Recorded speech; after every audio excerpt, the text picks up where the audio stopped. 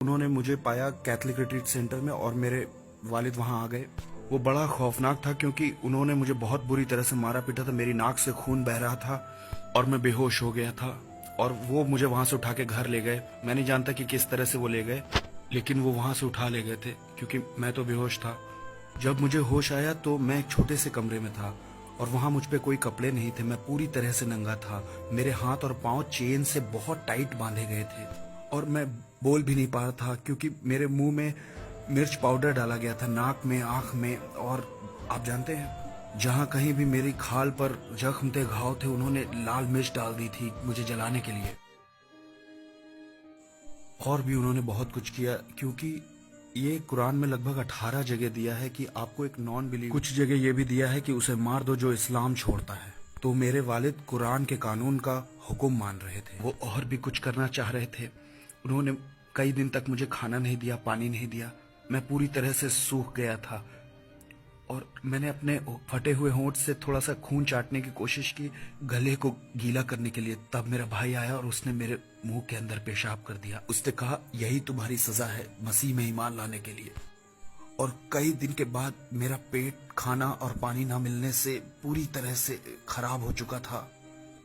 मेरा जिस्म पूरी तरह से कमजोर हो गया था और मैं बिल्कुल हड्डी की तरह हो गया और आखिर में मेरी याददाश्त भी पूरी तरह से चली गई।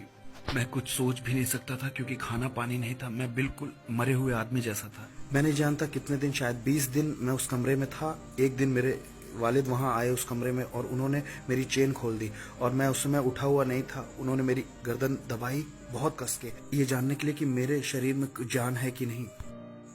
तो जब उन्होंने मेरी गर्दन दबाई, मैं सांस नहीं ले पाया और मैं उनके हाथ में एक बड़ी चाकू देख सकता था। उन्होंने मुझसे कहा कि ये तुम्हारा आखिरी समय है, तुम्हारे लिए कोई उम्मीद नहीं। उन्होंने कहा, अगर तुम्हें अल्लाह चाहिए तो मैं तुम्हें जीने दूंगा, अगर तुम्हें यीशु चाहिए तो मैं तुम्हें मार दूंगा। मैं बताऊं, आप जानते हैं, जब मैं अपनी माँ की कोख में था तो सबने कहा ये मर जाएगा, लेकिन वो मुझसे प्यार करते थे इतना कि मेरे लिए दुआ कर रहे थे कि मुझे जिंदगी मिले। लेकिन अब वो मुझे मारना चाहते हैं तो मैं नहीं जानता। और मैं अपने वालिद को अच्छी तरह से जानता हूँ, वो मुझे मार देंगे। तो जब मैं ये समझ गया कि ये मेरी मौत का आखिरी लम्हा है तो मैंने सोचा कि यीशु भी तो मर गए लेकिन दोबारा जिंदा हुए। अगर मैं यीशु पे यकीन करता हूँ, मरता हूँ, तो मैं भी जिंदगी पा सकता हूँ। आप जानते, एक तरह की खुशी थी कि यीशु में मरना अच्छा है। जब मैंने ऐसा फैसला लिया तो एक तरह की रोशनी मेरे माथे पर लगी, जैसे चांद की रोशनी कुछ मेरे सिर में लगा और एक तरह का बिजली का झटका जैसा मुझे लगा और कुछ मेरे अंदर इतनी ताकत आ गई। आप जानते, कहीं से मेरे शरीर के अंदर इतनी जान आ गई कि मैं खुद को कंट्रोल नहीं कर पा रहा था। इतनी ताकत थी मेरे हड्डियों में। मैंने अपने वालिद का हाथ नीचे खींचा और जोर से चिल्लाया, यीशु। और जब मैं चिल्लाया तो वो जमीन पर गिर पड़े और जब वो गिरे तो उनके हाथ में जो चाकू था वो उनके छाती पे लगा और एक बड़ा जख्म हो गया और वहां से बहुत खून निकलने लगा और एक तरह का झाग उनके मुंह से निकलने लगा और वो बहुत तेज चिल्लाए और सब एक तरह के शौक में थे। मेरा भाई हो, माँ और बहनें, उनको नहीं मालूम था क्या हो रहा है। उन्होंने सोचा मेरे बाप मर गए हैं। सब उन्हें उठा करके हॉस्पिटल की तरफ भागे और जब वो जा रहे थे तो उन्होंने बाहर से मेरा रूम लॉक करना भूल गए। और मेरे अंदर जो ताकत थी मैं आपको बता नहीं सकता हूँ क्योंकि मैं तो बिल्कुल हड्डी की तरह हो गया था।